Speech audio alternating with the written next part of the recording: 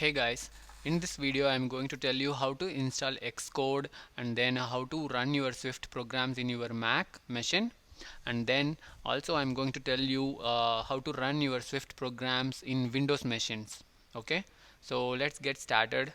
How to install Xcode in your Mac. So in your Mac, when you open the app launcher, you can find all your apps like this, and then you can find a app called App Store, and if you go, you will find a menu called Develop, where you will see all the development softwares which Apple provides, where you can also see an app called Xcode. This is the one which we will be using to learn Swift, or to develop iOS application, all stuffs, even Mac application, Apple TV application, everything we will be using this Xcode to develop.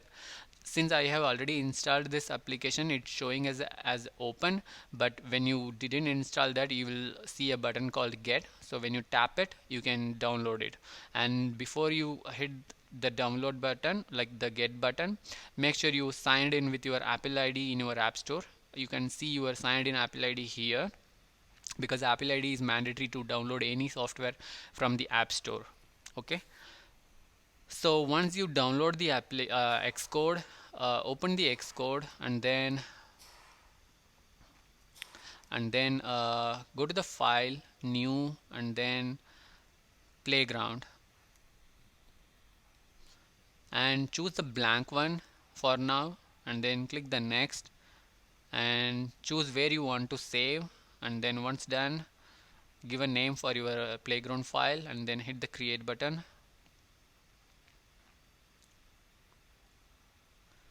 and that's it. You can start to run your Swift programs in this one. So what if you don't have a Mac? So what you can do is you can install the Swift toolchain, which are available from the official Swift documentation. So there is a section called Introducing Swift on Windows. Go to that, and in that we will see a link, New Downloadable Swift Toolchain Images. Click that link, and then here you will find the Swift toolchain for almost all the operating systems, where if you are a Windows user, then just download this exe file in your machine, and then you can start executing your Swift programs. So if you feel this process is a bit harder to do, what you can do is you can use the available online compilers to execute your Swift programs. So something like I prefer this one. Let's go to that, and then yeah, so here you can write all your Swift programs, like my name PJ, print my name. That's it. You can just hit the run button, and then you can see your output here. Not only this, like you can literally write anything in Swift here.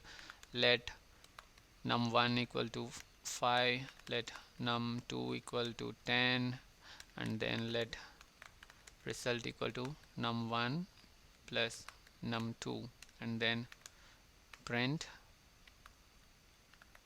result. Hit the run button, and then that's it. So these are all the three options we have to execute Swift programs.